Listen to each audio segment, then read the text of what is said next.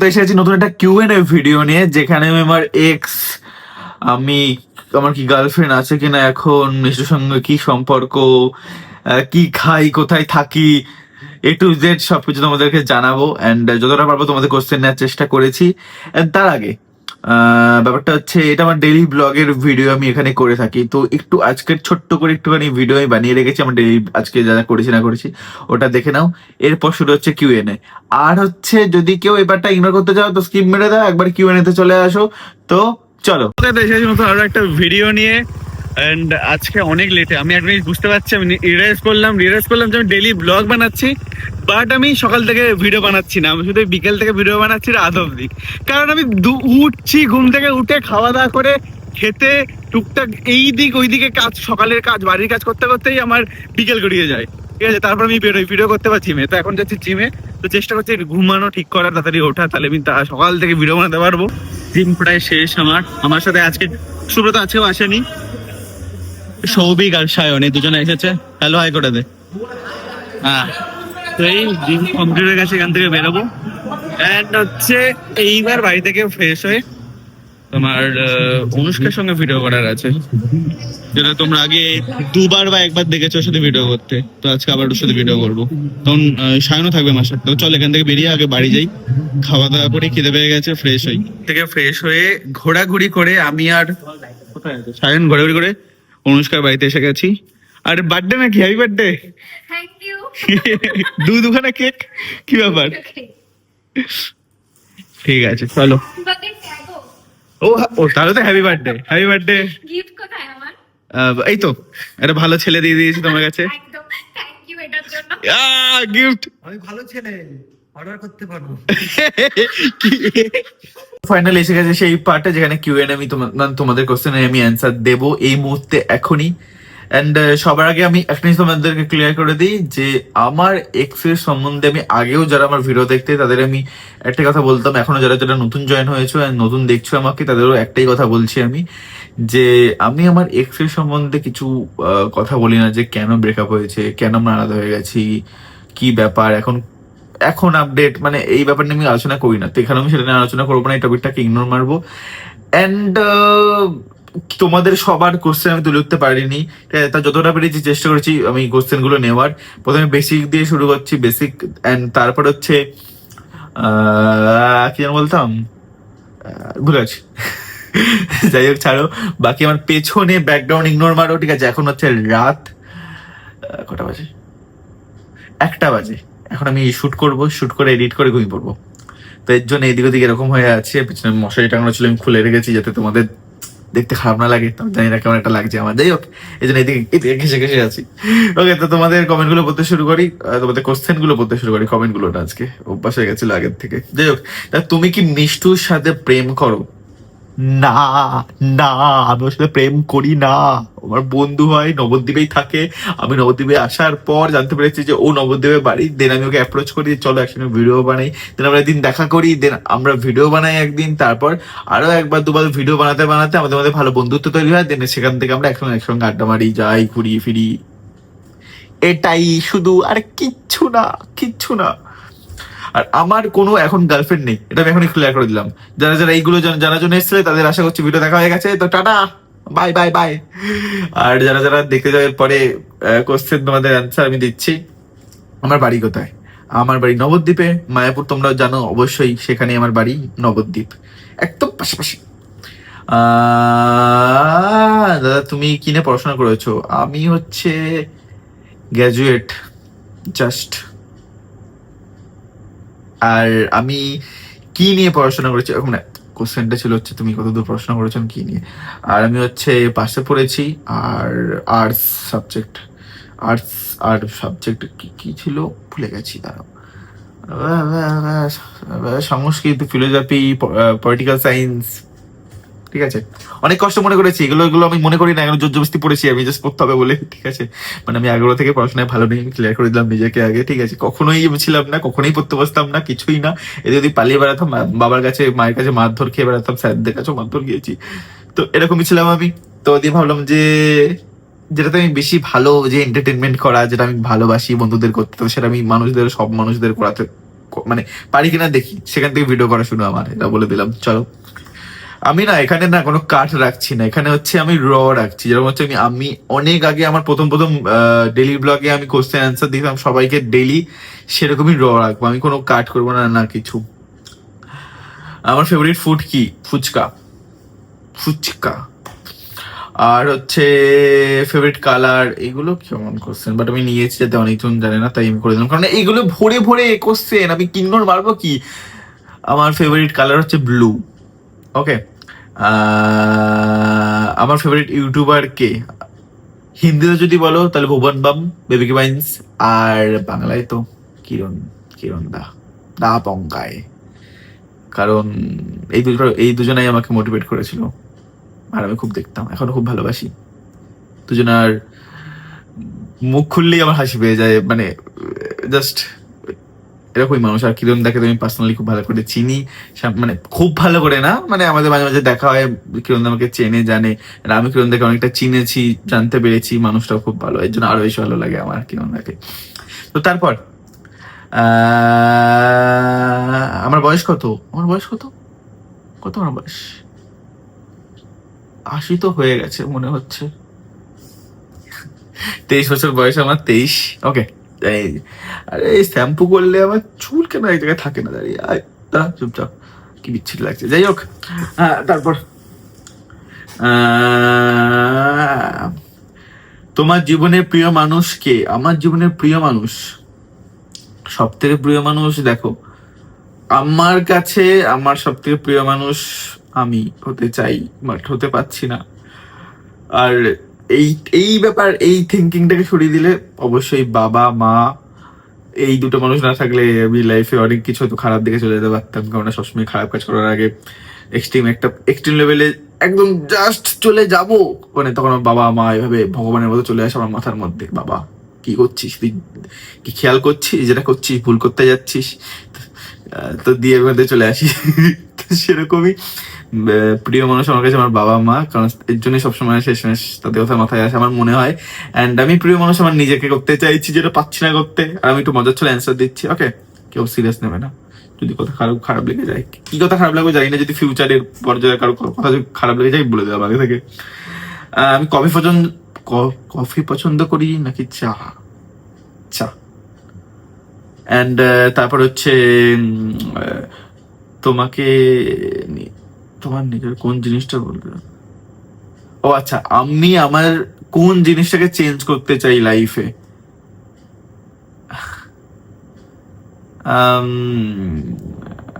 আমি খুব আমি একটা মানুষের সঙ্গে খুব তাড়াতাড়ি কানেক্ট হয়ে যাই, ঠিক আছে, খুব তাড়াতাড়ি। অ্যান্ড তারপর তার খারাপ দিক ভালো দিক দুটো নিয়ে চলার চেষ্টা করি, মানে ভাবি যে হ্যাঁ একটা মানুষের তো খারাপ দিকও আছে, ভালো দিক তো দেখে ভালো লেগেছে, তারপর খারাপ দিকও আছে, দেন এগোতে শুরু করি। তারপর শুধু তার খারাপ দিক বাড়তেই থাকে, খারাপ হতে মানে খারাপ লাগতেই থাকে নিজের, অ্যান্ড আমি তাও চলতেই থাকি। তো এই জিনিস, এই থিঙ্কিংটা আমি চেঞ্জ করতে চাই, হাট করে দুম করে কাউকে এত কানেক্ট না করে ফেলা নিজের সাথে, বা নির্ভর হয়ে আমার এখন মাথা হলো আমি খুব নির্ভরশীল হয়ে পড়ি, আমি খুব নির্ভর হয়ে পড়ি একটা মানুষের ওপর। কারোর সঙ্গে ধরো কথা হচ্ছে আমার, দেন বেরোচ্ছি, আড্ডা মারছি, বা প্রতিদিন দেখা হচ্ছে, ঘুরছি, ঠিক আছে, সবকিছুই আমি খুব কানেক্ট হয়ে যাই সেই মানুষের সঙ্গে। আমি রিসেন্ট এরকম সব, এই যে মিষ্টুর সঙ্গে আছি, সুব্রতর সঙ্গে আছি, সানির সাথে আছি, সায়ন এসছে, এদের সবার সঙ্গে কিন্তু প্রচন্ড কানেক্ট হয়ে আছি, ঠিক আছে। কিন্তু যখনই এই জিনিসটা থেকে এই ব্যাপারগুলো থেকে একটুখানি চেঞ্জ হতে শুরু করে অন্য একটা মানুষের দিকে যেতে শুরু করি আমি, ঠিক আছে, তখনই সমস্যা হয়ে যায় ভাই। একাই ভালো ভাই, আমি একাই ভালো আছি। বাকি আমার ফেভারিট ইউটিউবারকে বলে দিয়েছি। তোমার চশমার কত নাম্বার? আমার চশমা কত নাম্বার? আমি না কি কোশ্চেন অ্যান্সার দিচ্ছি, আমি কেমন একটা লাগছে বলছি, মনে হচ্ছে আমি একটুখানি কি বেশি বলে ফেলছি। মানে আমি একটা বুঝতে পেরেছি আমার এখানে এখানে এখানে মানে কি বলবো, নেই ভালোবাসা নেই বন্ধুরা। আমি ছেড়ে দিয়েছি, আমি এন্ড করে দিয়েছি থিঙ্কিংটা, ঠিক আছে। অ্যান্ড যে যার সাথে আছে হ্যাপি থাকুক, আমিও চাই।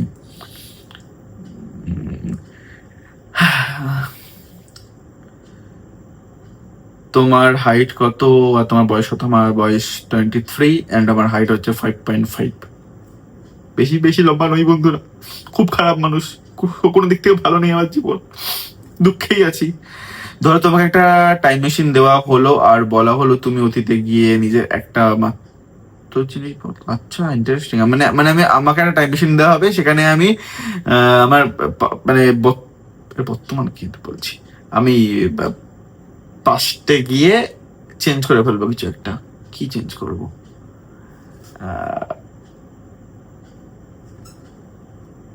আমার মনে হয় আমি কিছু চেঞ্জ করব না, কারণ যেগুলো যেগুলো হয়েছে অ্যান্ড যেগুলো যেগুলো ঘটেছে আমার লাইফে, সেইগুলো না ঘটলে আমি আজকে এই জায়গায় থাকতাম না বসে, বা এই থিঙ্কিং নিয়ে চলতাম না। তো আমার মনে হয় যেটা হয়েছে, যা হয়েছে, যেভাবে হয়েছে, সেটা আলটিমেটলি ভালোর জন্যই হয়েছে। যত খারাপ কিছুই আছে সবটাই ভালোর জন্য হয়েছে, মানে তোমাকে চুজ করতে হবে, সেখান থেকে ভালো জিনিস বেছে নিয়ে নিজের লাইফে এগোতে হবে সেই জিনিসটাকে। ঠিক আছে, আমি না, আমি খুব বোঝাতে খুব বাজে মানে খুব বাজেভাবে বোঝাই, আমি আবার ক্লিয়ার করে বলছি। মানে আমার মনে হয় যে আমার আগে যেসব খারাপ জিনিস ঘটেছে, খারাপ লাগা ঘটেছে, সেগুলো হ্যাঁ এমন এমন কিছু জিনিস আছে যেগুলো খুবই খুবই পেনফুল, মানে খুবই, মানে সেগুলো থেকে আমার এমন একটা জিনিস ক্রিয়েট হয়ে গেছে, আমি খুব ভেতর থেকে ভেঙে গেছি কিছু কিছু পয়েন্টে, কিছু কিছু জায়গায়। যে আর পুরোনো মেমোরি, সেখান থেকে যদি কোনো একটা জিনিস এখন ফিউচারে, এই মুহূর্তে প্রেজেন্টে যদি আমি কিছু ঘটে আমার লাইফে, সেটা যদি কোনোভাবে কানেক্ট করে ফেলে ওই সেই আগের ঘটনার সাথে, তাই প্রচন্ড ভেঙে পড়ি। এটা আমি এক্সপ্লেন করতে পারি না কাউকে, সেই মানুষটাকেও যদি তার জন্য হয়ে থাকে। বাট কারণ সে তো জানে না, সে তো অতটা খারাপ লাগায়নি, কিন্তু ওই পয়েন্টটা থেকে আমি এতগুলো জিনিস মাথায় চলে আসে, তো সেখান থেকে আমি ভেঙে পড়ি। সমস্যা হচ্ছে এখানে হয়ে যায়। দেন নিজেকে তো ঠিক করতে গিয়ে খুব আবার আবার নিজেকে আবার সোজা হওয়া, ঠিক হ, মাথা ঠিক কর, মন ঠিক কর, রাস্তা দিয়ে গাড়ি চালাতে বলতে বলতে যাই।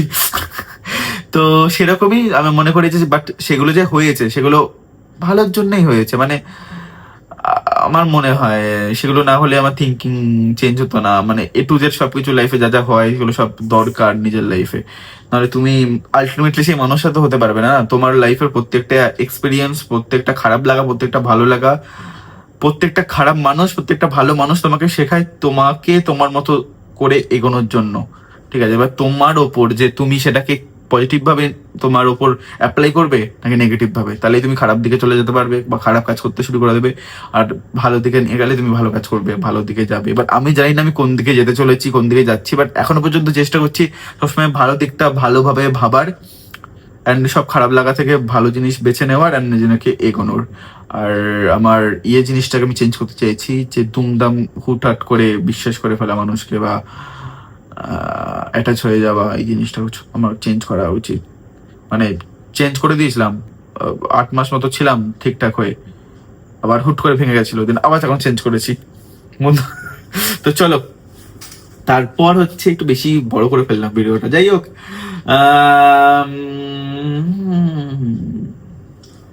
তুমি আচ্ছা, আমার তো ফলোয়ার্স এর মধ্যে খারাপ ভালো দুটোই আছে, আর দুরকমই কমেন্ট আমি পাই, খারাপও পাই ভালোও পাই। তো সেই একজন লিখেছে যে আমি সেগুলোকে কিভাবে হ্যান্ডেল করি, আমি কিভাবে জিনিসটা থেকে দেখি।